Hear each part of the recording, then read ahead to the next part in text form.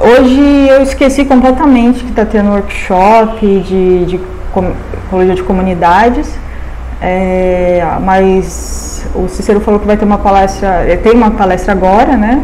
Deve estar rolando, mas tem umas 10h30, eu vou ver se eu termino mais cedo então, para quem quiser assistir, quem está participando do workshop, quiser assistir, pode assistir, tá?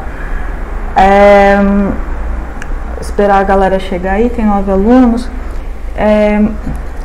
8, né? Contando comigo. E, bem, primeiro perguntar em relação ao exercício, o que vocês acharam, vocês tiveram alguma dúvida em relação ao exercício de teste T, como é que foi? Foi tudo tranquilo? Alguém teve alguma dúvida?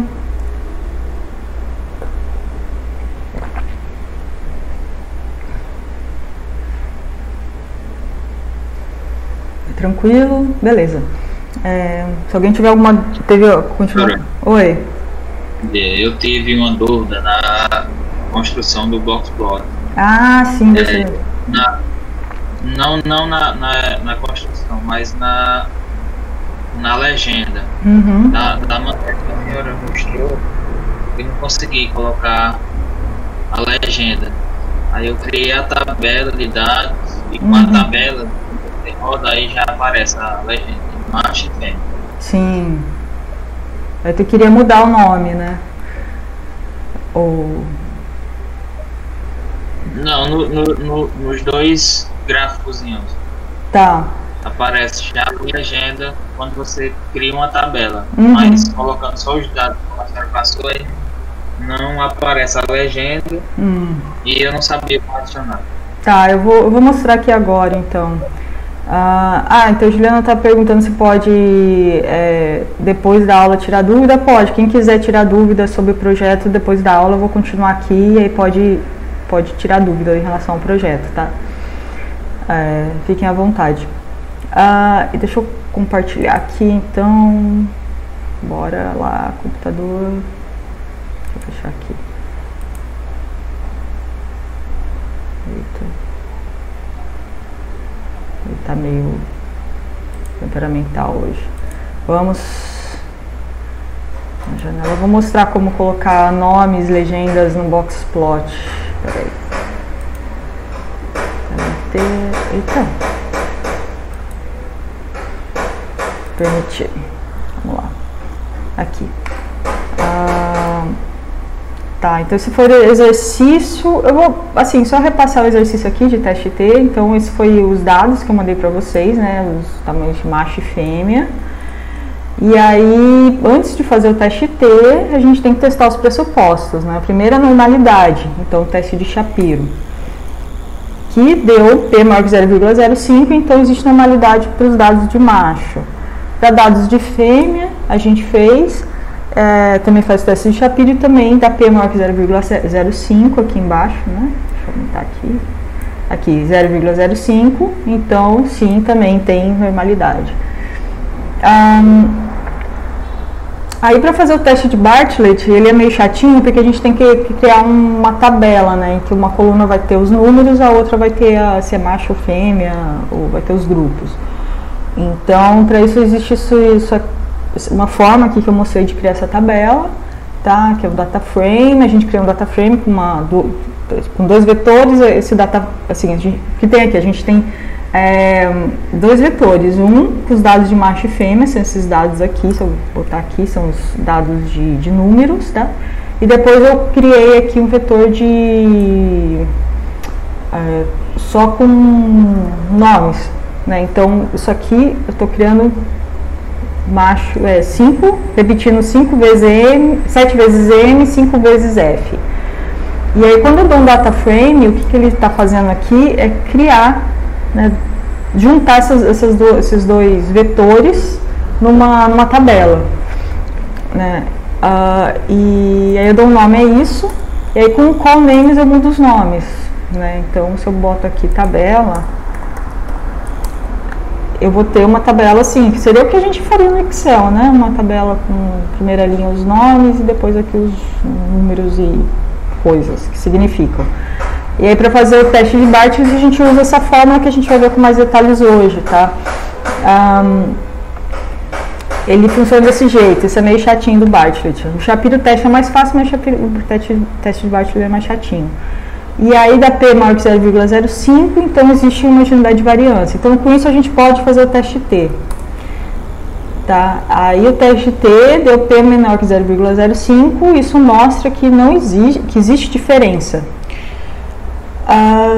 Aí a pergunta é assim, para a gente fazer, para a gente ver qual é maior que qual, uma forma a gente vê a média, né? Mas assim, quando a gente vê a média, a gente não vê a variação dos dados.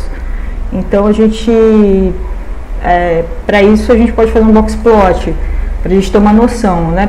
Vamos supor que isso seja um artigo, para a gente apresentar os dados, a gente poderia fazer um box plot para apresentar isso para um artigo, na dissertação. E aí tem duas formas de fazer. Uma forma é a gente pegar esses vetores aqui em cima de macho e fêmea, né? Então se eu colocar aqui macho, fêmea, ele vai fazer o box plot aqui, mas aí como o Heitor, né, falou, ele vai colocar 1 e 2 aqui, também não tem nada aqui do lado explicando o que é, né, o eixo Y, o eixo X. Se eu faço o box plot por meio de fórmula, eu posso usar essa tabela aqui que eu criei, né? Então eu ponho aqui dados, tio, grupo, data igual tabela. Aí se eu faço, ele cria aqui, né? Aí ele já vai colocar aqui os nomes, grupo, FM, dados, você vê que ele inverte, né? Enquanto antes a gente tinha aqui macho, fêmea, né? Eu vou mostrar como colocar aqui. Aqui, quando a gente faz fórmula, ele inverte. Por quê? Quando a gente faz box plot por meio de fórmula, o R, o default dele, quer dizer, isso é o que quem faz o código do R faz desse jeito, ele coloca em ordem alfabética, né? Então, isso é um problema porque se a gente quiser inverter, às vezes a gente tem vários box plots e quer colocar numa ordem específica, né? Então a gente tem um truquezinho que agora eu não vou lembrar como é que a gente faz, que a gente coloca na ordem específica. Eu não vou lembrar como é que faz isso, mas tem como fazer, tem como mudar, tá, a ordem, quando a gente põe em fórmula assim. Mas vamos lá para a pergunta. Então, estou aqui, ele tem isso aqui. Primeiro, vamos colocar os nomes o que significa o eixo X, não tem necessidade, mas vamos colocar no eixo Y. Para a gente colocar nome no eixo X, a gente coloca xlab igual, entre aspas, a gente pode colocar, sei lá, grupos aqui, né? E no eixo Y, a gente põe ylab, de label, né, de uma... Ó, alguém fez aí, ó. Eita, vai. A Ana Lívia mostrou aqui como é que faz, é assim mesmo, põe ylab, xlab, isso é assim mesmo. Aí põe assim, altura, centímetros, assim. Aí ele vai, se a gente der o Ctrl Enter aqui, ele vai colocar assim. Só que ele não colocou os nomezinhos, né? Nessas coisinhas aqui. Pra gente fazer isso, a gente coloca, existe um argumento chamado names, que é nomes, né? Então aí a gente põe macho, eu vou deixar errado assim mesmo, tá? E fêmea. E aí quando a gente der Enter, ele vai colocar. Você vê que o que a gente colocar ali, ele vai aparecer. Se eu colocar MA assim, com maiúsculo, ele vai colocar maiúsculo. Então, o que a gente escrever, ele vai colocar, tá? Eu só vou abrir um parênteses aqui, porque às vezes a gente precisa colocar fórmula. E colocar fórmula é um pouco mais complicado. Ou a gente colocar, se eu quiser colocar centímetro quadrado aqui também, é um pouco mais complicado. Quer dizer, dá para até no teclado, porque tem o Alt GR aí, alguns teclados tem, mas se eu quiser colocar, sei lá, log 10, aquele 10 fica embaixo, né, subscrito, aí é um pouco mais complicado. Para isso, existe um argumento chamado expression, que daí tem que olhar no help, no Google, para ver como é que usa exatamente isso, porque é meio chatinho de fazer, tá? É só E aí a Ana Lívia, ela colocou cores também. A gente pode colocar col igual a C. E pode colocar aqui, sei lá, aí tem que ser em inglês, tá? Green e, sei lá, blue aqui. A gente põe e ele muda de cor. Fica, se a gente quiser impressionar o orientador, pode fazer assim também. Geralmente, agora as revistas estão aceitando coisas coloridas, a gente pode colocar cores assim, então, mas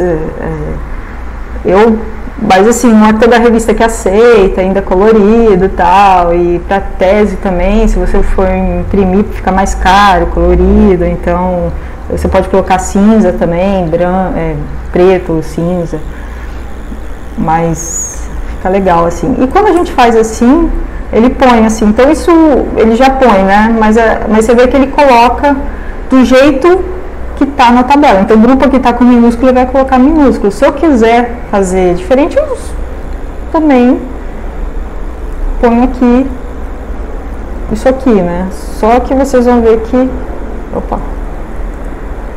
eu só copiei e colei que estava em cima, só que aqui eu coloquei o contrário, minha macho e fêmea, eu tenho que mudar aqui. Macho, fêmea, macho. Peraí, ai meu Deus, estou errado aqui. Aqui.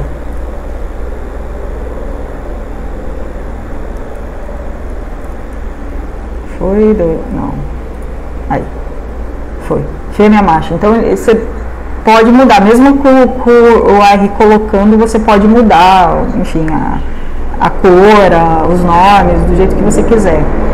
Tá? Então os argumentos são esses, né? Y-lab, X-lab para colocar nome nos eixos, isso sempre entre aspas, né, porque ele vai interpretar isso como um texto, aí você pode escrever o que você quiser aqui, x, y, ele vai colocar do que você colocar, não vou salvar isso não, do jeito que você colocar ele vai colocar, e também colocar nomes aqui você põe do jeito que você quiser, né, e pode colocar em inglês também, né, já. Tá. Você colocou limite, respondendo a pergunta da Ana Lívia, você colocou y-lim, que é o limite, né? Isso é legal.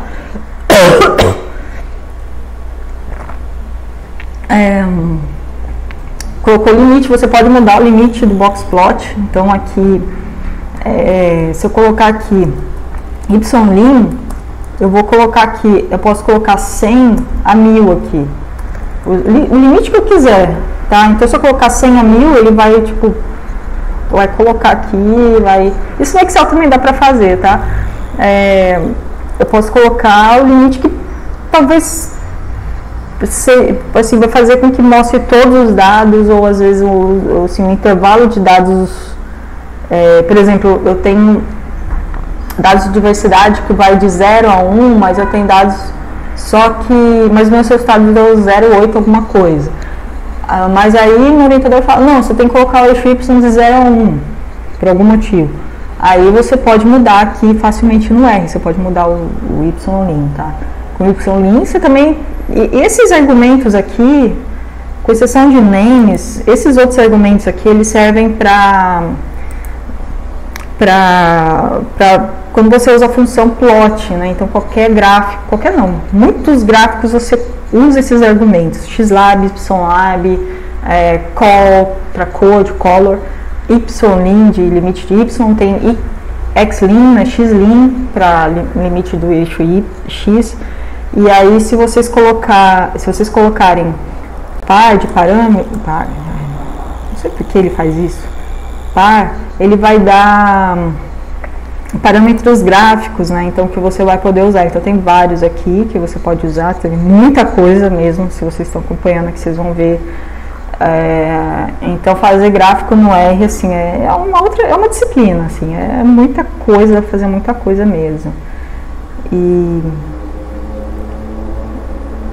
você pode literalmente desenhar o gráfico que você quiser, né?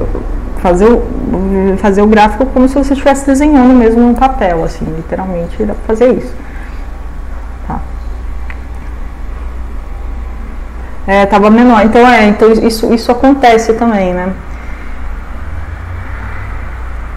Isso também, isso acontece também, porque às vezes ele por default, ele pode omitir resultado, então ele não coloca exatamente o que você quer colocar, então por isso que a gente pode delimitar.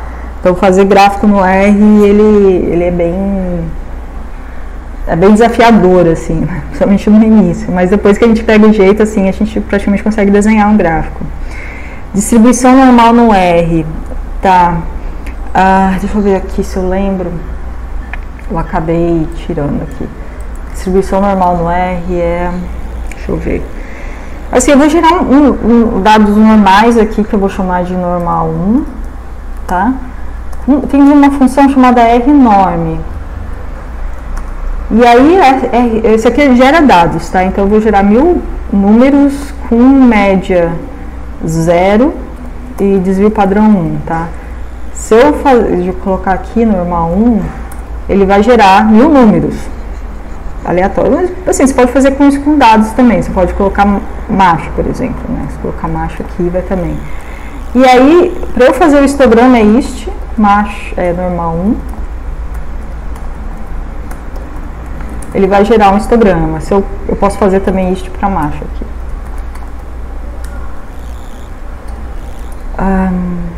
Tá, agora para colocar a distribuição normal, deixa eu ver se eu lembro. Density plot.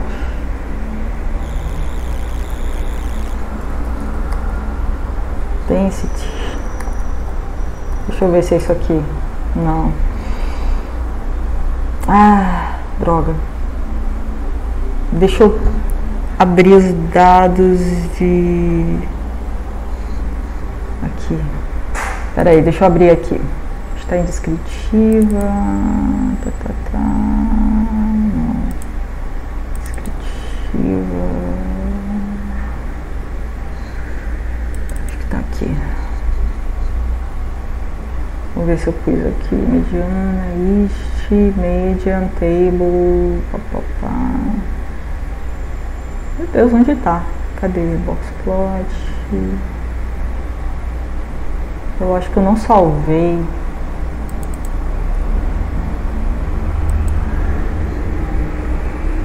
Median number, strip chart.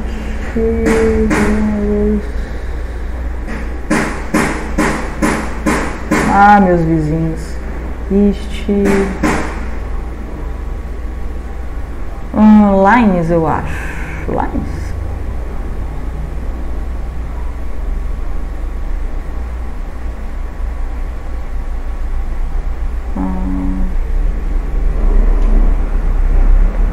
É que tem um que ele faz exatamente o que eu... Isso, assim, eu não sei se é com lines. Deixa eu ver.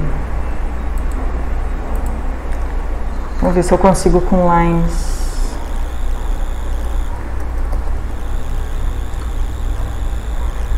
Não, eu não lembro como é que faz. Não lembro mesmo. Deixa eu ver se no help tem. Density. Era pra ser density, eu acho. Density.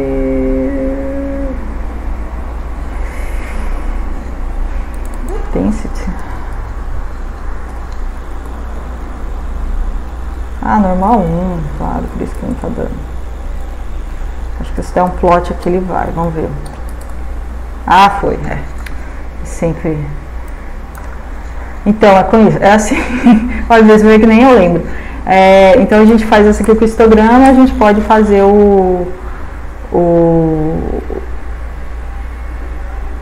fazer com essa função density, a gente dá um plot do density, ele faz isso. A gente pode mudar aqui os nomes e tal, né? Se eu colocar aqui, isso aqui, colocar lines normal 1, ele não desenhou.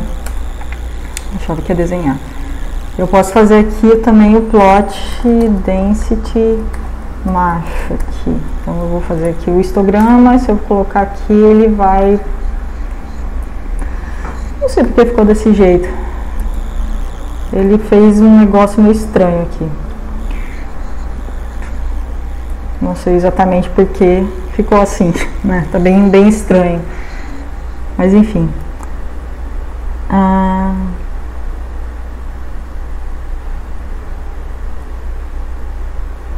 Se existe esse que é enorme também.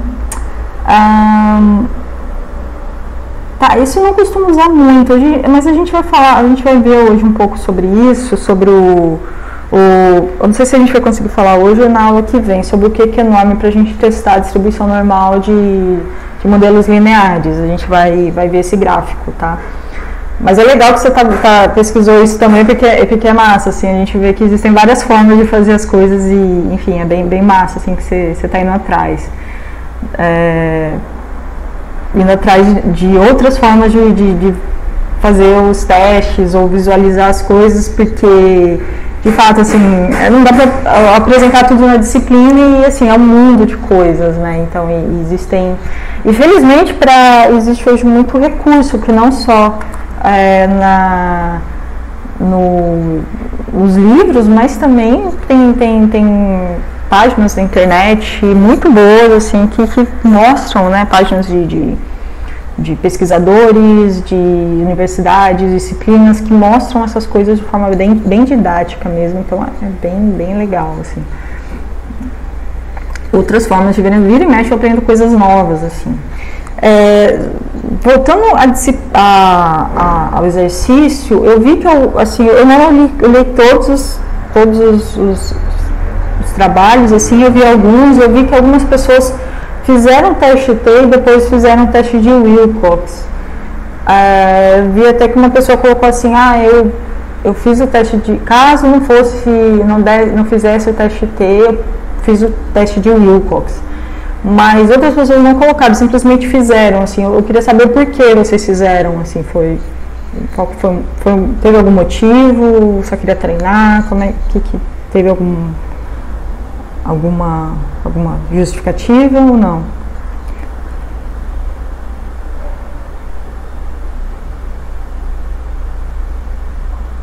Fiz por curiosidade mesmo, para ver como é que...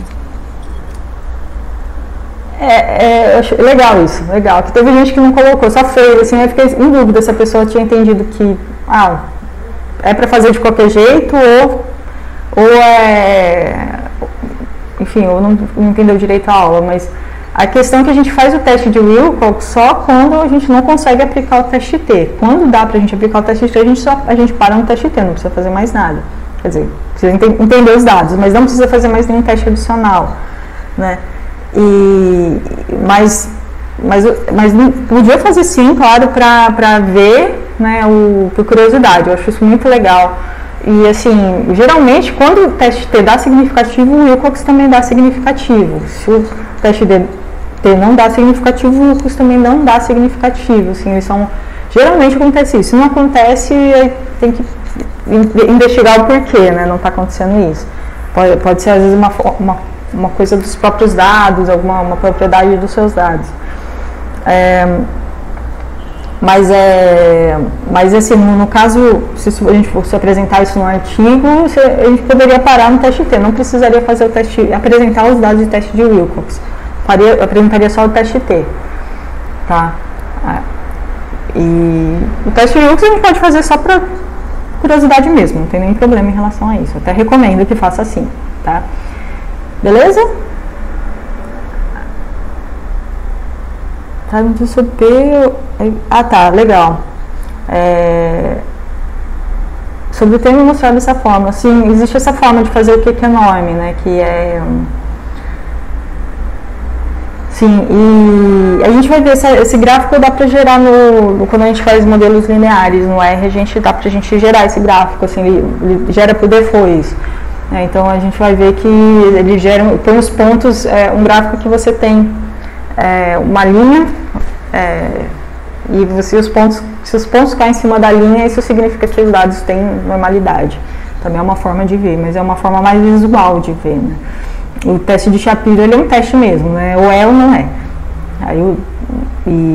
Mas o gráfico, a gente pode ficar meio em dúvida se tem ou não, né? Não sei se a gente vai conseguir ver isso hoje. Beleza? Então vamos lá, hoje a gente vai começar a ver, a gente começou a ver um pouquinho na aula passada sobre modelos lineares. Como eu expliquei, primeiro, alguém tem alguma dúvida em relação a isso, em relação ao teste T? Continua com alguma dúvida? Tem ainda algum questionamento? Alguma coisa não ficou muito clara? A gente resolve aqui.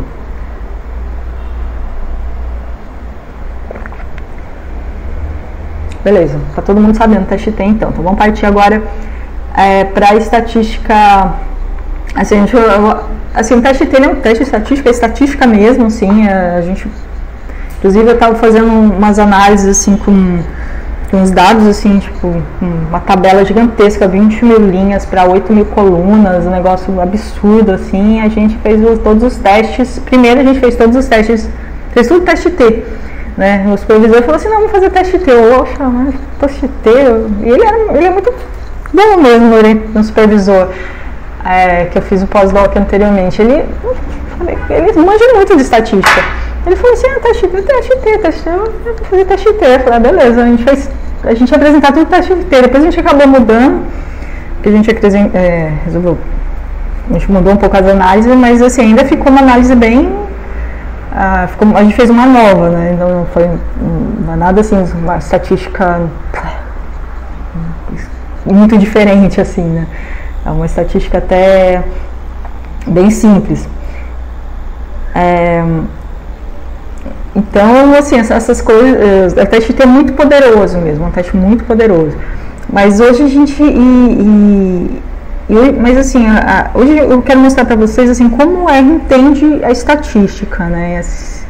Como eu já disse, se você pegar um livro de estatística, o Gotelli, por exemplo, você vai ver lá, vai ter um capítulo de teste T, um capítulo de regressão linear, um capítulo só de regressão, um capítulo de ANOVA, e vai mostrar a ANOVA de um fator, a ANOVA de dois fatores, a análise de covariância.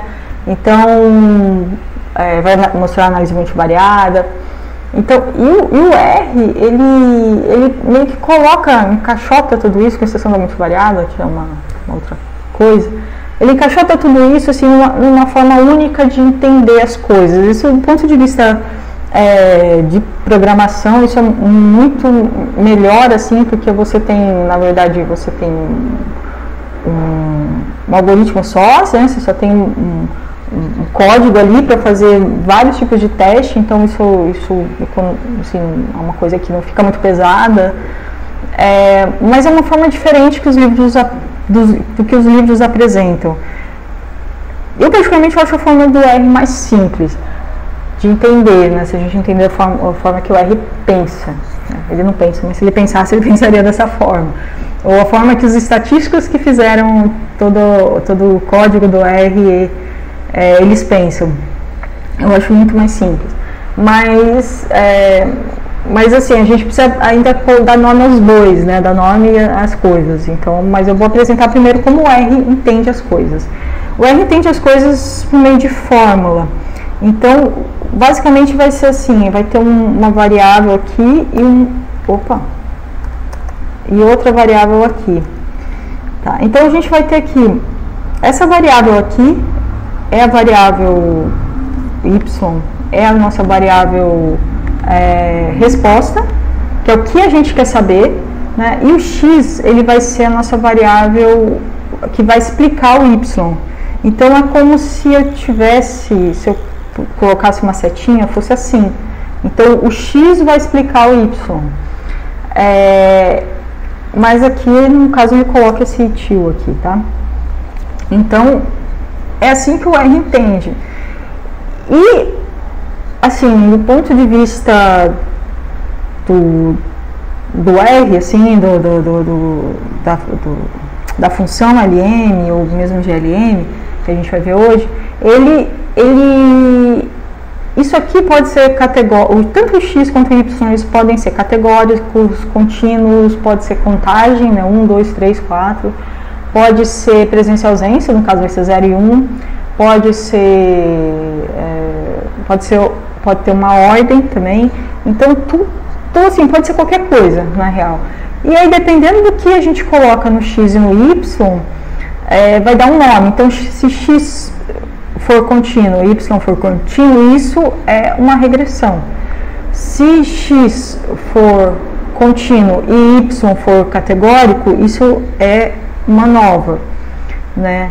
E então a gente pode, o que vai fazer, vai mudar, o que acontece é que vai mudar o nome e a forma que a gente interpreta, algumas funções que a gente interpreta, mas de forma geral o R a gente pode colocar o que a gente quiser, tá? E também a gente pode colocar mais de um x, né? Pode colocar aqui x2 mais x3 mais x4, a gente pode colocar vários. Aqui também o y a gente pode colocar, mas isso já vira uma multivariada, né? Geralmente a gente só tem um y e tem um monte de x. Um monte não, a gente pode ter vários x. Pode ter infinito x? Teoricamente sim, mas a gente não pode ter mais x, mais variáveis preditoras do que o número de observações. Às vezes a gente só tem, por exemplo, se eu estou trabalhando em parcelas, eu só tenho 5 parcelas, eu não posso ter muitas variáveis preditoras porque vai ficar muito difícil eu interpretar os meus resultados. Na verdade, eu acho que ele nem roda. Se eu tiver muito x e para poucas linhas. Então, a gente precisa tomar um pouco de cuidado em relação a isso. Tem formas da gente meio que contornar isso, né? Então, um jeito é por meio de multivariada. Outro jeito também e isso tem que ser feito, que a gente tirar as variáveis correlacionadas, ou seja, quando a gente tem mais de um x aqui, a gente não pode ter o que a gente chama de multicolinearidade. x1, x2, x3, x4, eles não podem estar correlacionados entre si, né? Então, ou seja, se x3 aumenta, x4 também não pode aumentar, ele tem que variar independente de x3. Tá? E existem formas da gente ver isso. Pode ser por meio de análise multivariada, mas também existe forma gráfica, mesmo forma com teste de correlação. A gente vai ver isso, tá? Que eu vou apresentar.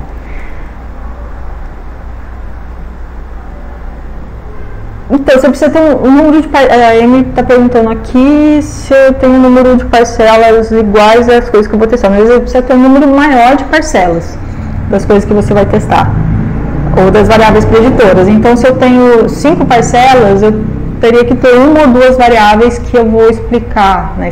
Variáveis preditoras ou variáveis independentes. Eu preciso ter uma ou duas, não posso ter muitas. Existem algumas formas que o pessoal usa, mas de forma geral, assim, não tenha muito mais. Menos a metade, se for possível. Agora, por isso que eles dizem assim, se você tem muitos... Para a gente trabalhar com ecologia de comunidades, que tudo pode influenciar nossa comunidade, então pode influenciar solo, pode influenciar clima, pode influenciar topografia, histórico de uso, um monte de coisa pode influenciar. Então, por isso que é muito importante a gente colocar muitas parcelas, a gente colocar quanto mais parcelas, melhor. Então, se a gente acha que muita coisa não influencia nossos resultados, então aumenta o número de amostras, né? Ou controla melhor onde você vai colocar suas parcelas. Então, tenta controlar mais ou menos, colocar em áreas que tem mais ou menos o mesmo clima, ou áreas que tem mais ou menos a mesma fertilidade do solo. Se você tem mais de uma variável dependente, dependente seria a variável y. Se você tem mais de uma dependente, você pode usar a multivariada, que seria a MANOVA. Eu praticamente nunca usei MANOVA, para você ver como essas duas coisas se relacionam em relação às variáveis preditoras, mas você pode também usar por exemplo, CCA, RDA, dependendo. Mas você também pode fazer um teste para cada variável dependente. Então, por exemplo, se eu tenho minhas parcelas, estou trabalhando com comunidade, aí minha variável que eu estou respondendo vamos supor, riqueza e talvez biomassa de plantas. Então eu fui lá, para cada parcela eu calculei a riqueza, para cada parcela eu calculei a biomassa. Tem uma formulazinha que a gente usa para calcular a biomassa de cada parcela. Eu posso fazer uma regressão, a nova, que quer que seja, uma para riqueza e uma para biomassa. Eu faço de forma separada, uma análise para uma análise para outra. Aí depois, quando eu vou interpretar os resultados, eu vejo, né, como essas coisas estão relacionadas. E você faz um teste para cada variável Y, geralmente é assim que a gente faz. Então, e alguém aqui viu, o que seria uma categoria? Categoria seria, por exemplo, cor de flor. Seria amarelo, vermelho, seria, sei lá, eu posso categorizar, por exemplo, eu coloquei parcelas, sei lá, na Caatinga, no Cerrado e na Mata Atlântica. Então, isso também seriam categorias. Caatinga, Cerrado e Mata Atlântica, por exemplo. Seriam categorias. Mas são coisas que você não tem número, você tem... são categorias. Né? E aí quando a gente tem isso, quando nossa variável categórica é a nossa variável independente, que é o nosso x, a gente faz uma análise de variância. Quando a nossa variável dependente, o y, aí fica um pouco mais complicado. Geralmente a gente faz teste de contingência, um Q², um teste G, né? Mas aí tem que ver como é variável independente também. Tá. Tudo bem? Expliquei? Tem mais alguma dúvida? Tá.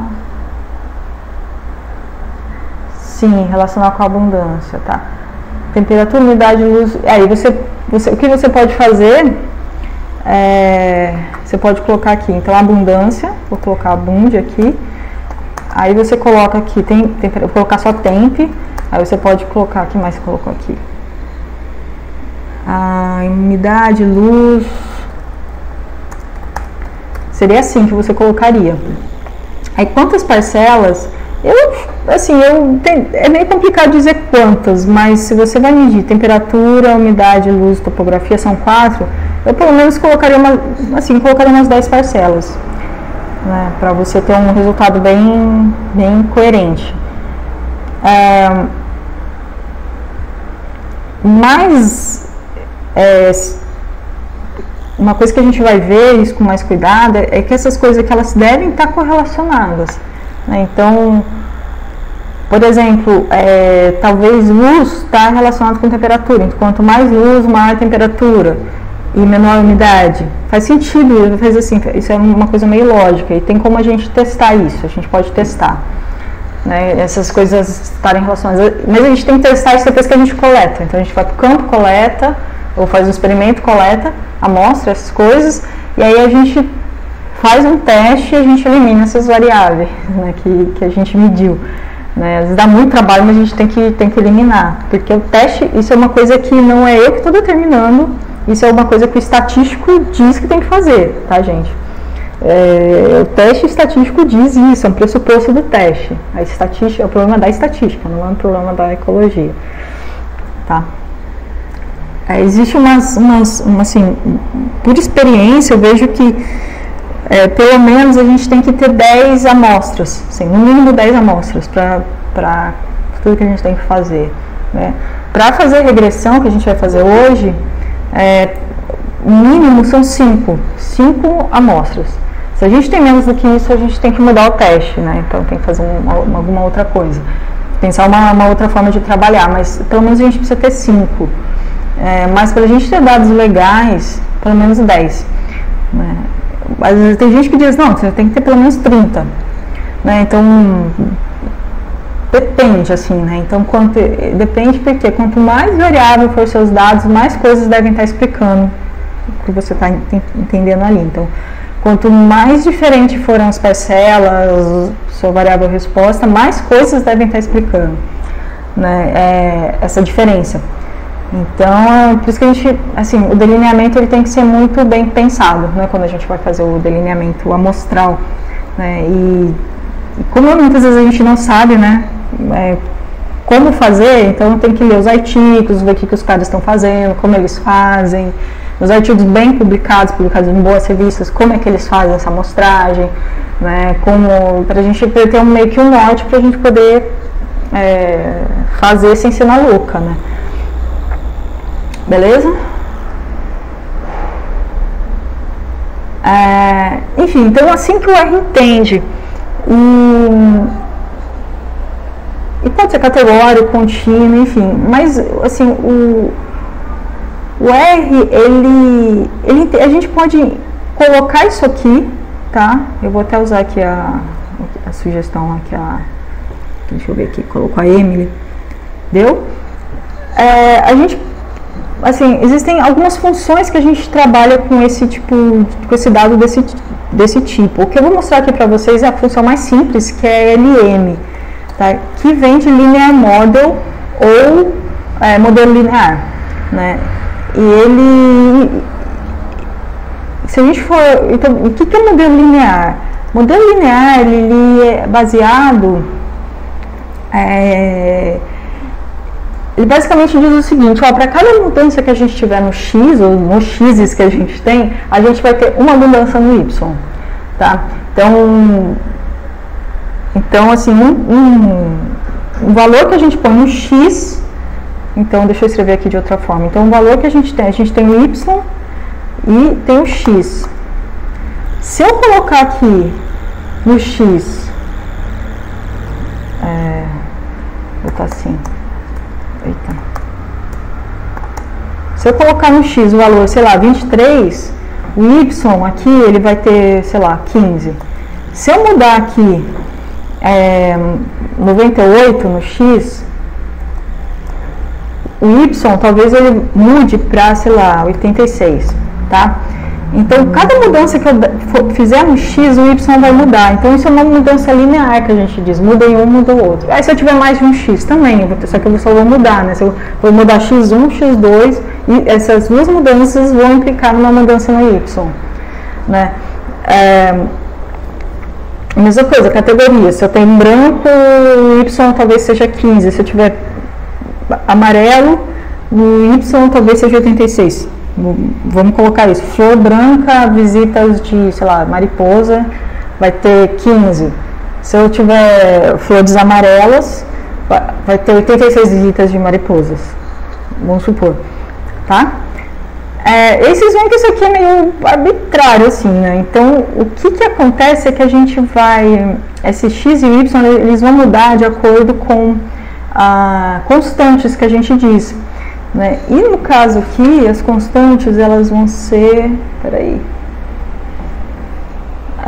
Enfim, vocês vão ver com diferentes nomes. Então, a gente pode colocar uma constante aqui sendo B, por exemplo, tá?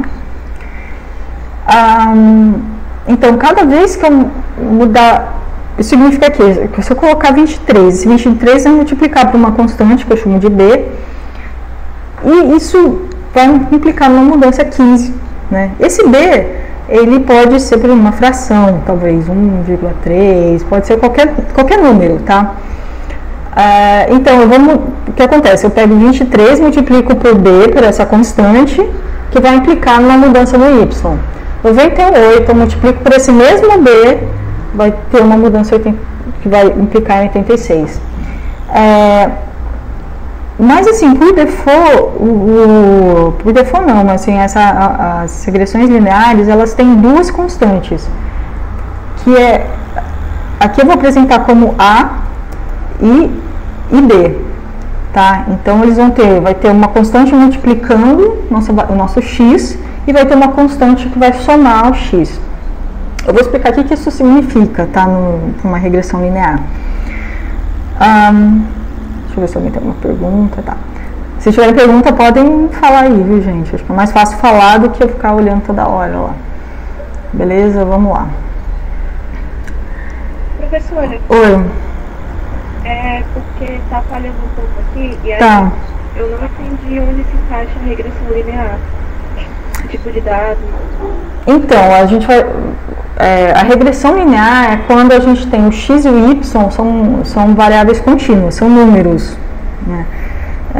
Que vão de menos infinito a mais infinito, né? Ou pode ir de 0 a infinito, tá? Então, a regressão linear a gente usa quando é assim. Então, a gente pode... deixa eu pegar aqui os dados aqui, tem os dados aqui, tá? Então, por exemplo, a gente tem aqui...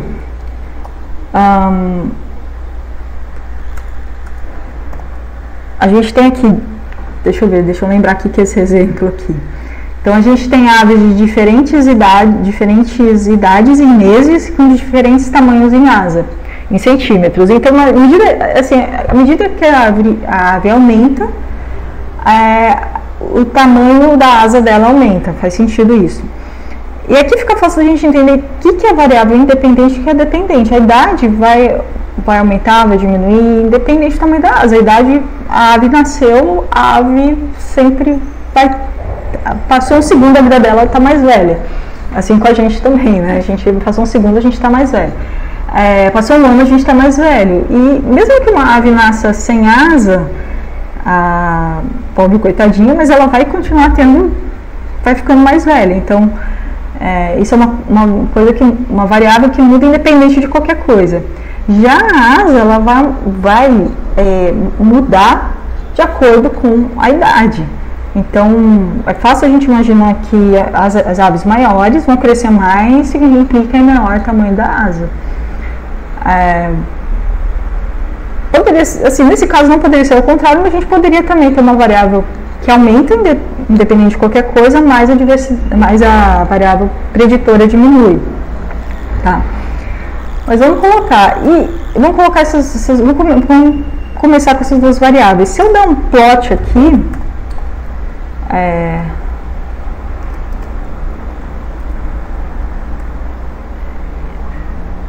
se eu der um plot aqui, as duas coisas estão relacionadas, né? Só que eu fiz aqui errado, não foi de propósito, mas fiz errado aqui, porque eu pus asa aqui no eixo X e idade no eixo Y. Na verdade tem que ser o contrário, sempre o contrário. Isso é uma coisa que os matemáticos, os estatísticos dizem isso, tem que ser o contrário. Porque geralmente no eixo X a gente tem a nossa variável independente, no eixo Y nós temos a nossa variável dependente. Porque quando eu coloco, deixa eu colocar aqui X igual, aqui Y. Porque quando eu olho esse gráfico aqui, eu não precisa estar escrito em nenhum lugar que idade é independente, asa é dependente, ou idade é preditora, asa é resposta, porque isso já é assim, uma convenção, tá? É a convenção estatística, matemática do X ser a nossa variável preditora, por isso que chama X inclusive, e Y é a nossa variável dependente, e está no eixo X, né? E aqui a gente consegue ver que à medida que aumenta uma coisa, a outra aumenta, tá? Deixa eu colocar aqui, depois eu falo dos pressupostos. Então, assim, eu posso fazer o X e o Y que um aumenta, o outro aumenta também, tá?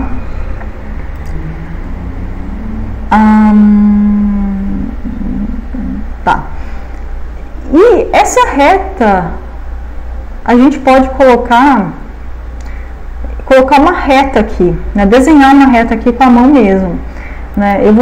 Eu vou colocar uma reta aqui, não se importem por enquanto o que isso significa, tá? Porque depois eu vou explicar isso melhor, mas eu vou colocar uma reta aqui. Na verdade o R colocou uma reta, mas eu poderia desenhar uma reta aqui. E onde essa reta é colocada? Essa reta é colocada onde a distância do ponto para a reta é a menor possível, para todos os pontos. Então ela vai colocar uma reta, né, sempre uma reta, no caso do linear model, sempre uma reta, de forma que todas as distâncias aqui, de todos os pontos aqui, sempre vai ser a menor possível. Tá? Então ele não colocaria uma reta, por exemplo, aqui vai ser mais fácil. Por exemplo, aqui eu coloquei uma reta que é a menor distância possível todos os pontos. Mas ele não colocaria uma reta, por exemplo, assim, né? A reta do modelo linear, ela sempre ou de uma regressão, ela é sempre a menor possível. Isso implica, então, que eu vou ter, para cada uma aqui, vou ter uma distância. Então, eu posso pegar essa distância aqui, eu vou ter uma distância do ponto para a reta. E eu posso pegar essa distância aqui e projetar essa distância aqui, né, no eixo X. Deixa deixa eu ver aqui, eu acho que eu falo isso aqui mais pra frente. Posso projetar, ver essa distância aqui, tá? Então essa é uma propriedade da reta. Outra propriedade da reta que a gente pode ver aqui, se a gente pegar e estender a reta até o eixo X, ele vai cruzar aqui no eixo X. Se a gente projetar a reta até o eixo Y, ele vai cruzar o eixo Y. Quando cruza o eixo Y, isso é o que a gente chama de intercepto. Esse intercepto é a nossa constante A, tá? Essa aqui, quando cruza no eixo Y, é a nossa constante A. E a nossa constante B? O que é a nossa constante B? Nossa constante B é quando eu pego e traço aqui uma reta aqui paralela ao eixo X e faço um ângulo aqui, deixa eu fazer aqui, que apagou aqui, eu desenho um ângulo aqui, era para ser um ângulo, tá, gente, mas eu sou meio, não tenho muito controle na minha mão. Então aqui esse ângulo aqui é a nossa constante B, né, que é a nossa inclinação da reta, tá? Então a nossa função aqui, A, B, aqui o A vai ser, vou colocar assim, o A vai ser a nossa, quando cruza, né, nosso intercepto, onde onde a reta cruza eixo Y, né, que é o ponto, a gente consegue dizer aqui, talvez esse ponto aqui seja 1,4, talvez, eu não sei, né, e o B, a gente vai ver como é que faz isso, é a nossa inclinação da reta, que é essa inclinação aqui, tá, então essa inclinação aqui. Isso, se eu não me engano, a gente aprende quando a gente está no ensino médio, a gente aprende isso daqui quando a gente vê função, a gente aprende um negocinho desse aqui, tá? Você vê que, mesmo que a gente queira fugir de matemática, não tem como, assim, né? Os biólogos sempre tem que aprender, não tem como a gente fugir de matemática na nossa vida. Seja para ir no supermercado, seja em estatística, a gente não tem como fugir. Então,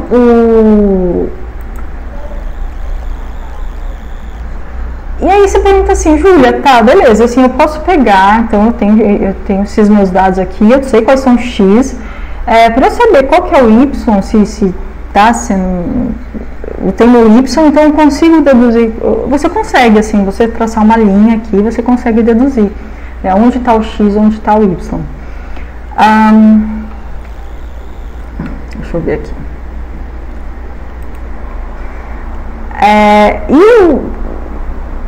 O eixo, essa constante B, ela é importante porque ela nos diz assim qual a inclinação da reta. Então, se nossa reta, a nossa relação entre x e y é negativa, o nosso B ele vai ser negativo também, né? Ele vai mostrar que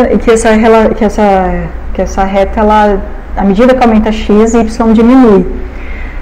E se nós não tivermos inclinação da reta, ela vai ser zero. Então, para qualquer x, o que significa aqui? Para qualquer x que eu tenho aqui, o y vai ser o mesmo, né? Então, o y não muda.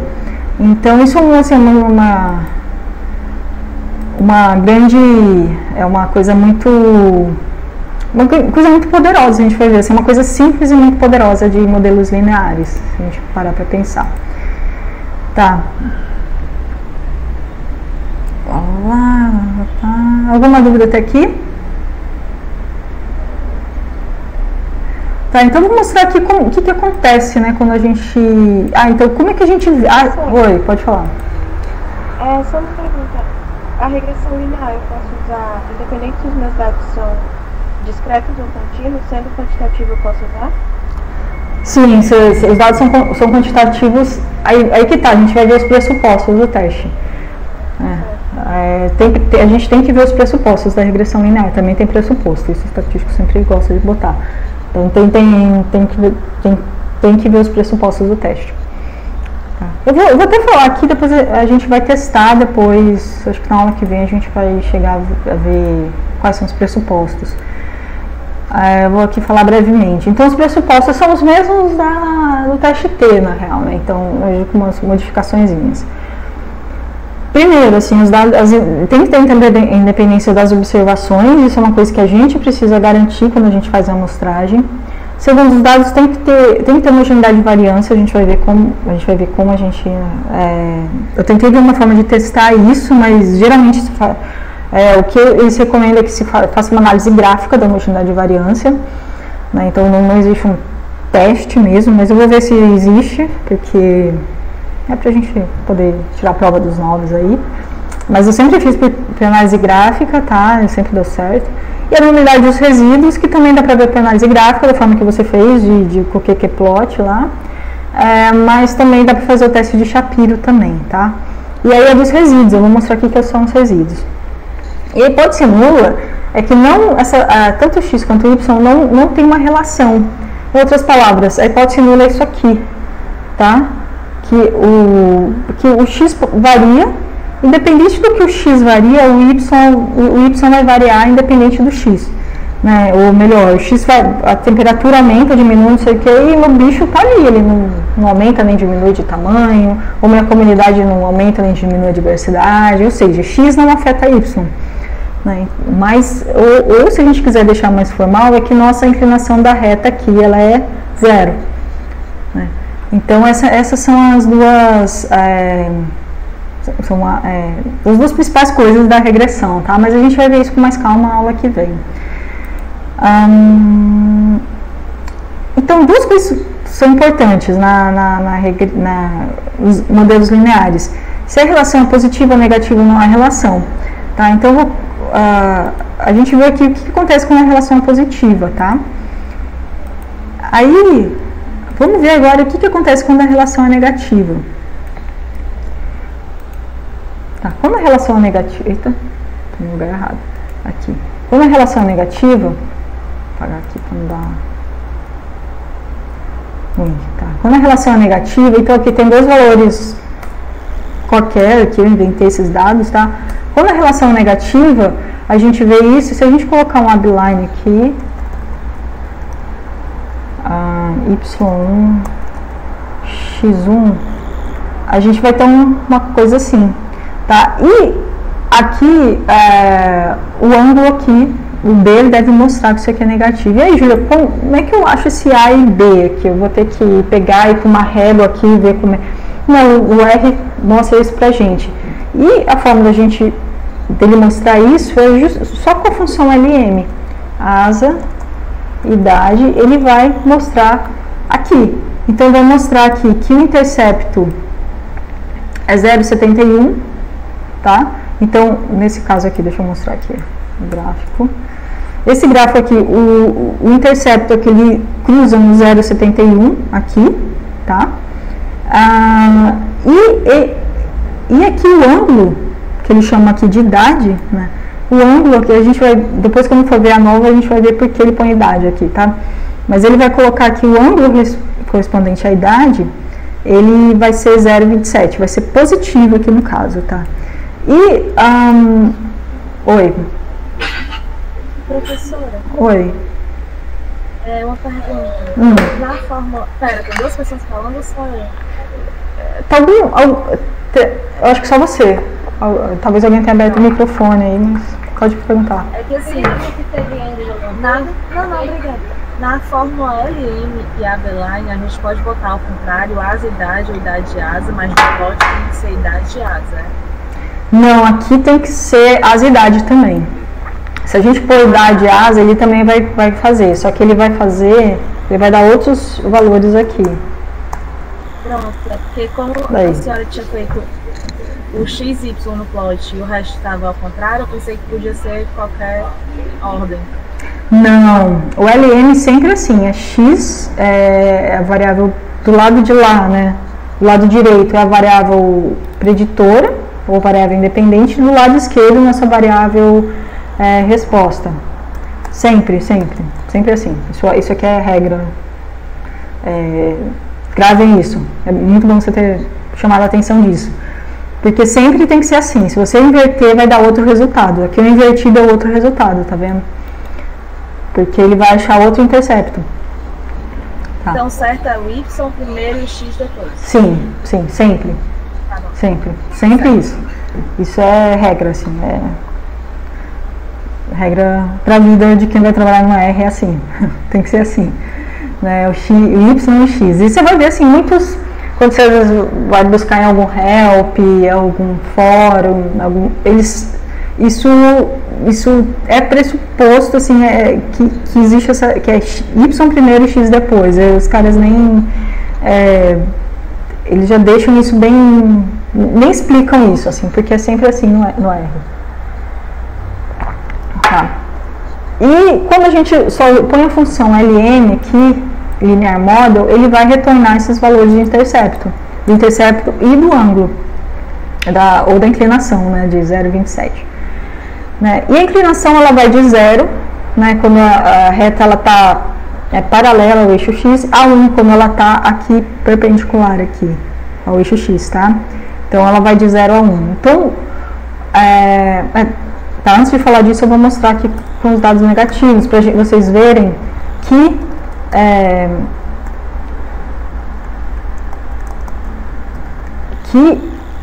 os valores aqui, que o eixo, que aqui a inclinação é negativa, mostrando que existe, aqui você vê que é 7,9, tá até meio estranho aqui, depois preciso ver por quê, né, porque 7,9 seria mais próximo aqui. Ele deve estar fazendo algum cálculo aqui que depois eu preciso dar uma olhada. Ele não está exatamente no intercepto. Nossa, eu preciso verificar isso, eu não tinha reparado nisso. Porque aqui no gráfico está mostrando uma coisa, aqui está outra. Depois eu preciso ver por que isso está acontecendo.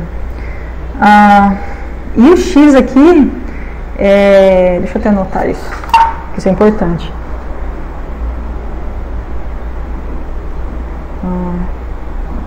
Para a aula que vem eu vou ver isso. Eu não tinha reparado aqui que o valor está meio estranho. Mas aqui o X1, ele está negativo, mostrando que a reta ela está caindo ao invés de estar subindo, tá?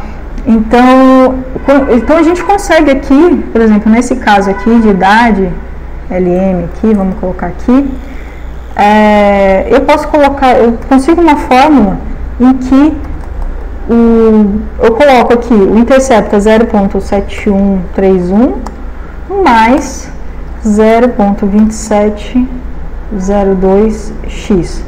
E aqui, então eu tenho uma fórmula aqui, que de forma que toda vez que eu encontro, que todo x que eu coloque, que é uma coisa que varia independente, se eu quiser saber o quanto uma ave de idade 1, por exemplo, qual que seria o tamanho da asa dela, eu consigo prever, né, com essa fórmula aqui, tá? A mesma coisa aqui, eu também consigo prever aqui, escrever uma fórmula aqui com isso. Então vou colocar 7,9 aqui, menos 0,789 aqui, x.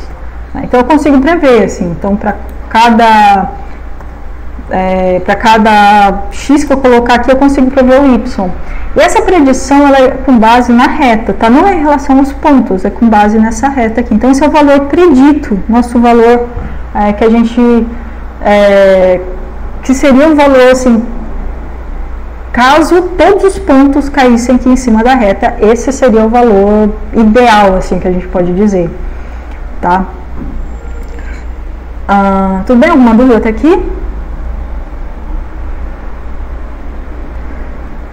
Então, essa é a primeira... Tá, pode falar. Não? Não, eu ia falar que eu acho que não, porque ninguém comentou nada aqui no chat. Tá, beleza. Tá. São os dados... Então, então, a regressão pode usar casos... Os dados independentes são... Na real, não. Assim, quando os dados são discretos... você tem que usar a nova ou alguma outra coisa, assim, quando os dados independentes são discretos. Se eles são contínuos, sim, aí você usa a regressão. Isso quando você só tem uma variável preditora, né? Se você tem mais, aí muda as coisas. Sim, o H0 também. O que a gente quer, então é que tá, né, aquela questão do H0, né? O H0 aqui é que a hipótese nula é isso aqui. Mas a gente quer que, assim, nosso coração quer que a gente encontre uma relação, né? Porque se a gente não encontrar relação, se a temperatura não faz com que o bicho cresça mais ou cresça menos, outras coisas podem estar influenciando, isso acaba criando problema. Então o que a gente quer é isso aqui, quer dizer que à medida que aumenta a temperatura, o bicho cresça mais. Né? Então a gente testa a hipótese nula, mas no fato que a gente quer que tenha uma relação, né? A gente quer isso aqui. Então, mas a hipótese nula é isso aqui, né? A hipótese nula é que não há relação. Então, para qualquer x que eu coloque, a única coisa que, assim, não importa qualquer x que eu coloque, o y sempre vai girar em torno do intercepto. Então, à medida que aumenta a temperatura, não importa, o bicho sempre vai medir 5 centímetros, ou em torno de 5 centímetros. Né? Beleza? A gente vai ver isso melhor depois, tá? Acho que a aula que vem que a gente vai conseguir falar disso. Tá. Beleza, então isso aqui, a reta então ela é uma coisa meio teórica, meio assim, caso todos os pontos caíssem aqui, então a gente teria essa relação perfeita, maravilhosa, tal. Mas a gente vê que os pontos não caem todos aqui, né? Isso é uma realidade nossa, assim, da ecologia, que nunca vai cair em cima dos pontos, que caiu um ponto em cima da reta. O resto, assim, nunca cai. Né? Então, e aí a gente consegue medir isso também, né? Como a gente consegue medir isso? Se a gente pegar essa distância aqui, desse ponto até a reta, a gente consegue medir isso. Então, se eu pego esse ponto aqui, essa distância aqui é 2, a reta aqui seria 4,8, então eu pego 4,8 menos 2, eu consigo medir essa distância. Tá, eu acho que aqui no PowerPoint tá mais simples. Tá. Então, aqui, por exemplo, eu tenho 2 dados aqui, então esse aqui os pontos estão caindo bem em cima, bem mais em cima da reta, aqui eles estão mais distantes. Então, se eu fosse chutar, eu conseguiria dizer que, assim, essa reta aqui, ela está mais realista em relação aos meus dados do que essa reta aqui.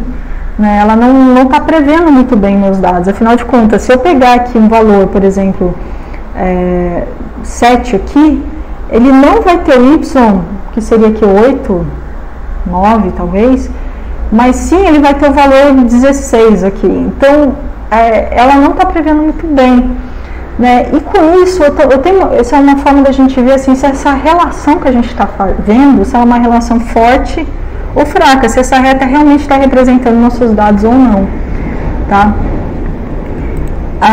E a gente faz isso por meio dessa distância do ponto à reta, a distância de todos os pontos. E aí, o que eu vou ter? Então, se eu pegar todos os pontos aqui, medir a distância, eu poderia fazer, por exemplo, uma média da distância desses pontos em relação à reta. Tá? Então, eu tenho aqui y, o nosso valor de y real, tá? E o nosso valor de y da reta. Tá? Então, eu posso fazer aqui, tá? Então, eu tenho 3 aqui, por exemplo, seria esse valor. Então, eu posso pegar e somar todas essas distâncias, ok? Se eu somar essas distâncias, o que vai acontecer? Eu vou ter aqui valores que vão ser positivos e vou ter valores negativos. Então, se eu pegar esse valor aqui, eu vou pegar, no caso, eu vou pegar o valor aqui 2 menos 4,2, por exemplo. Então, eu vou ter valor menos 2 alguma coisa. Então, se eu somar tudo isso aí, eu vou ter um valor assim, talvez não seja real, né? Porque os valores positivos vão ser parcialmente mascarados pelos negativos, né? Por isso que a gente pega e eleva ao quadrado. Cadê? Aqui, a gente vai elevar ao quadrado. Então, a gente pega esse valor aqui, eleva essa diferença e eleva ao quadrado. E aí a gente soma tudo. Tá? Deu para entender? esse elevar ao quadrado é só um artefato que a gente faz para a gente não ter valores. Por exemplo, se eu tiver muitos valores, por exemplo, aqui a gente tem, ou se os pontos aqui embaixo da reta eles forem muito mais distantes, eu vou ter uma distância negativa, e é estranho a gente dizer que a gente tem uma distância negativa. Por isso que a gente eleva ao quadrado, a gente pega essas distâncias aqui, é só um artefato para a gente não ter valores negativos, né? E a gente tem um valor mais real. Tá, então isso é elevar ao quadrado, é só para a gente ter, e a gente soma todas essas distâncias elevadas ao quadrado, beleza? E com isso a gente tem um número que vai nos dizer quanto isso é distante ou não, quanto esses valores aqui estão distantes ou não da nossa reta, tá? Tá. Beleza.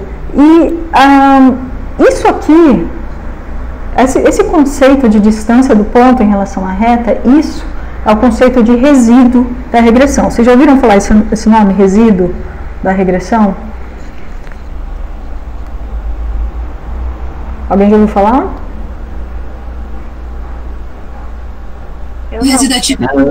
Não? Alguém falou? É a mesma coisa que o ruído. Oi? É a mesma coisa que o ruído que o pessoal fala? Sim, seria o ruído, né? Porque é o ruído dos seus dados, né? Quanto os seus dados não estão, seria o erro, né? Eu vou ver exatamente a diferença conceitual entre erro, resíduo e o ruído, porque agora me surgiu essa dúvida. O erro, para mim sempre isso foi tudo igual, assim, mas agora surgiu essa dúvida se existe diferença conceitual. Mas seria isso, assim, quanto os seus dados assim estão errados, né, em relação ao que seria o mais correto se todos eles caíssem aqui em cima da curva, né? Seria o resíduo, né? O quanto os seus dados estão diferentes, né? O quanto sobra dos seus dados, né? Então, geralmente a gente chama isso aqui de resíduo, né? Que é inclusive um dos pressupostos da nossa regressão, que os resíduos eles têm uma distribuição normal, tá? E aí, Júlia, tem como eu achar esses dados no R? Tem uma função, deixa eu ver aqui, que chama reside. Então, se eu colocar aqui LM, deixa eu botar um nome aqui de model 1 aqui, tá? Então, se eu der model 1 aqui, ele vai retornar um intercept verdade. Se eu colocar aqui reside, eu acho que vai. Aqui. O que ele vai fazer? Deixa eu plotar aqui de novo o negócio para não ficar confuso. Ele vai dar aqui a distância desse ponto aqui em relação à reta. Aqui no caso é menos 0,2. Aqui na verdade ele não põe ao quadrado, aqui ele só põe a distância, tá? Aqui a distância desse ponto aqui é isso aqui, 0,29. A distância desse ponto aqui, você vê que é negativo, 0,15. Tá? Então, se eu pegar isso aqui é que ele não está dando em quadrado justamente para a gente ver aqui, porque se ele desse ao quadrado seria tudo positivo, né? Para a gente ver se o ponto está abaixo ou acima da linha, tá? Mas aqui ele tá dando, a gente consegue ver isso daqui, né? E vou só por curiosidade aqui, deixa eu ver se eu der calcular aqui a média disso aqui, o que vai dar? Vai dar um valor negativo, né? Então, se eu pegar a distância média disso aqui, vai dar um negativo. Aí você fala, não, mas Julia, mas não existe distância negativa, né? Não tem como andar menos 1 quilômetro. Não faz muito sentido. Então, a gente pega e eleva isso aqui ao quadrado. Se eu pegar isso aqui e elevar ao quadrado, eu só estou fazendo isso aqui, ó, levando ao quadrado, tá? Quer dizer, eu acho que eu tenho que levar aqui. Opa! Maldito teclado aqui. Se eu fizer, ele está levando ao quadrado. Tudo fica positivo, tá? Tudo está ficando positivo aqui. Então, eu estou multiplicando 0,23 aqui, estou multiplicando por ele mesmo. E se eu der a média desse negócio aqui, ele vai dar um valor positivo, ele dá o valor aqui médio dessa distância, que é 0,04 aqui em quadrados, né? Então, claro, isso aqui é elevado ao quadrado. Então, a gente está dando essa distância média aqui, que é uma média 0,4, tá? Beleza? Então, assim, é uma forma da gente ver quantos pontos estão próximos ou distantes entre si, né? Eu coloquei aqui outro dado aqui. Tá, então, eu vou só copiar e colar aqui. Depois eu vou passar essas coisas todas para vocês, tá? Um arquivinho igual do TestT, assim, um PDF com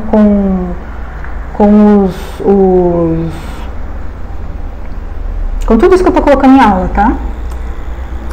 Então, vamos comparar isso aqui, né, com o nosso plot da asa e do bicho lá, né? Então, aqui a reta está passando bem aqui, né? Se eu faço isso aqui, faço com isso aqui, a reta, primeiro que eu estou um pouquinho negativa, né? Inclusive, aqui vai dar aqui que está negativo, né? Mas os pontos estão bem mais distantes. Se eu faço um resíduo disso aqui, se eu tiro os resíduos aqui, desse negócio aqui, deixa eu colocar aqui, Model 2 aqui.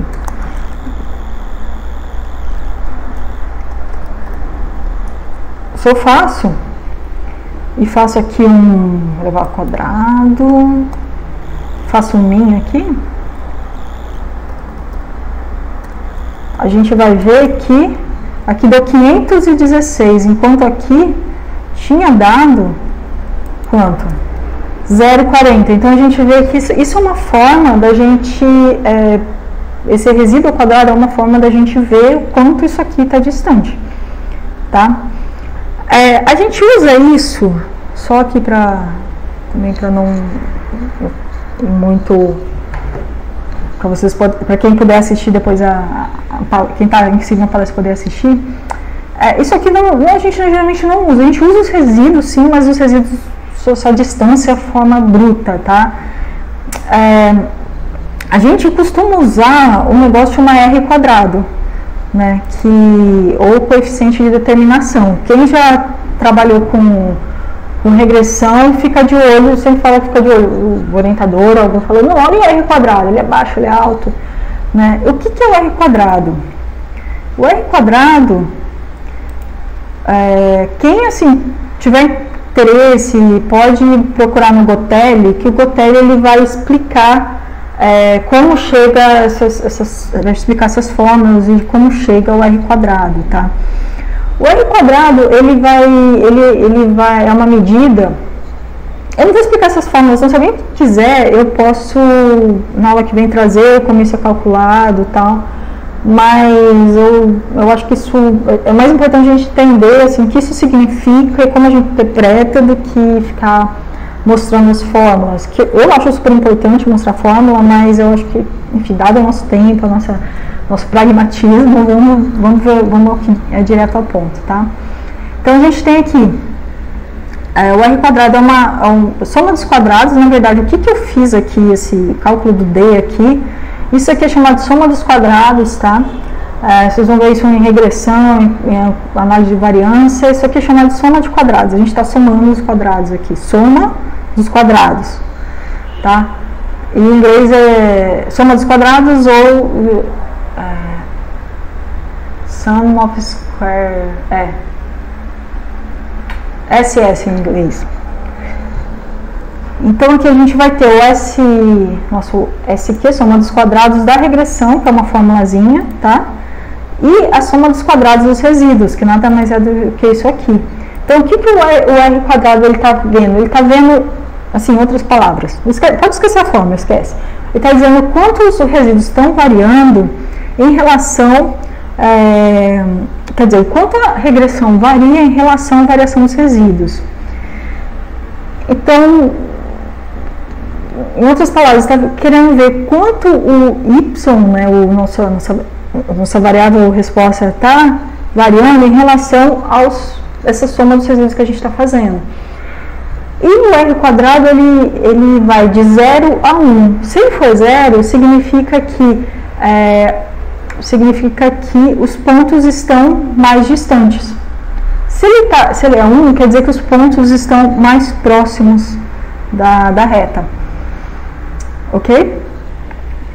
Então, em outras palavras, assim, vocês podem guardar só isso. O R quadrado, ele está vendo quanto esses pontos estão distantes. Se o R quadrado ele é próximo de 0, é isso aqui, está bem distante. Se o R quadrado é próximo de 1, ele está mais próximo, os pontos estão mais próximos da reta. Beleza? Alguém tem uma dúvida? Então, o que a gente viu aqui é só um diagnóstico, assim, a gente só está vendo, assim, o que assim, estado da arte, vamos dizer assim, de uma regressão. Na regressão, ela é entendida como essa reta, né? Quando a gente tem x e y, a gente traça uma reta, essa é uma regressão. A gente tem duas variáveis contínuas, uma explicando a outra, e a gente consegue, por meio disso, uma regressão linear simples, a gente consegue traçar uma reta em meio a esses pontos. E aqui o estado da arte da regressão são duas coisas que são importantes. Primeiro, o quanto essa reta aqui ela está inclinada ou não. Né? Se ela está inclinada para baixo, está inclinada para cima, ou se ela não está inclinada.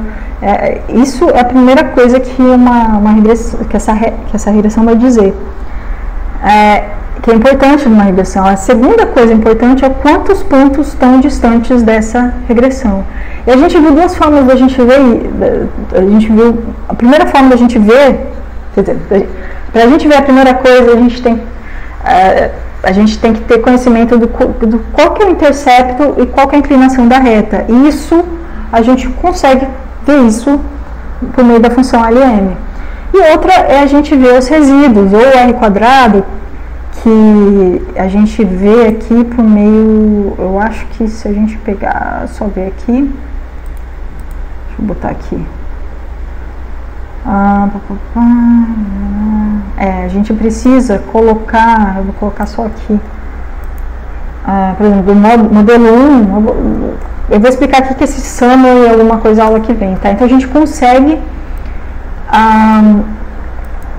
isso com também o R, a gente consegue, tanto com os resíduos, a gente consegue ter essa distância, né, com essa formulazinha dos resíduos, mas também a gente consegue com a fórmula do R quadrado, que o R ele nos dá o R quadrado também, então a gente consegue ter uma noção de quanto os pontos estão distantes ou não, e ele vai de 0 a 1, o R quadrado, então a gente consegue dizer se está mais próximo de 1, no caso aqui do primeiro modelo lá que eu mostrei para vocês, da asa e do tamanho, ele está bem próximo de 1, quer dizer que os pontos, eles estão aqui bem próximos. Já no segundo, ele está bem distante, então o R quadrado ele vai ser mais próximo de 0. Tá? Então ele está bem mais distante. Então, isso assim, a gente não fez ainda nenhum teste, a gente só está fazendo, assim, está entendendo o que essa reta de regressão está mostrando, o que a regressão está mostrando para a gente. Porque a regressão ela é muito rica, ela é muito mais que um P, ela traz muita informação para a gente dos nossos dados. E para depois e a aula que vem a gente vai não só fazer o teste da hipótese nula, vai testar os pressupostos, mas a gente também vai ver, o mais importante, a gente ver o que essa tabela aqui está mostrando para a gente vai dissecar essa tabela aqui, tá? A gente vai pegar essa tabela aqui e vai ver o que ela está, cada coisinha que essa tabela está mostrando para a gente, tá? E como essa tabela ela é importante para a regressão. Está mostrando basicamente tudo que a gente precisa saber está nessa tabela, inclusive os coeficientes, o A e o B, o R quadrado, aí tem um R quadrado ajustado aí que a gente vai tentar entender o que é isso também, então a gente vai ver isso tudo na aula que vem. Se alguém tiver curiosidade, tem um capítulo só de regressão no Gotelli, tá? Para o Crowley tem um capítulo de regressão, mas tem um capítulo também de modelagem, tá? Que ele vai falar mais ainda de modelagem, de seleção de modelos, umas coisas assim, que eu não sei se eu vou chegar a falar para vocês isso, tá? Mas a gente vai ver isso a aula que vem. Não tem exercício para a aula que vem, tá? Vocês, inclusive, eu acho que eu vou até nem passar o exercício, mas vou pedir para vocês lerem um capítulo do Gotelli. Vou pôr isso em siga, que eu acho que vai ser interessante, assim, para vocês já virem com background para essa aula, que vai ser um pouquinho mais pesada que a aula de hoje, tá? Mas aí sim vai ter exercício para outra aula, tá? É isso, então. Aqui já passou um pouco aqui da... Alguém falou não aqui, Juliane? Tá. Então agora... Bem, acabou a aula, né, para quem for assistir a palestra, mas quem quiser discutir o projeto, quiser ficar na sala, o capítulo Gotelli é o capítulo, deixa eu ver aqui, é o capítulo 9 do Gotelli. Ele vai explicar toda a forma, como calcular essa soma dos quadrados, dos resíduos, a covariação, bababá. E porque assim, para a gente traçar essa reta, o R hoje faz, né, pra gente, traça essa reta aqui para nós. Mas tem como a gente traçar por nós mesmos essa reta, a gente chegar ao valor do intercepto e esse ângulo, por meio de fórmulas, por meio dos valores de x e y apenas a gente consegue chegar a essa reta. E o Gotelli vai explicar como chegar a isso, tá? Então, quem gosta de estatística, quiser fazer, inclusive quiser fazer na mão, quiser fazer no R, acho bem interessante para a aula que vem, beleza? É isso então, boa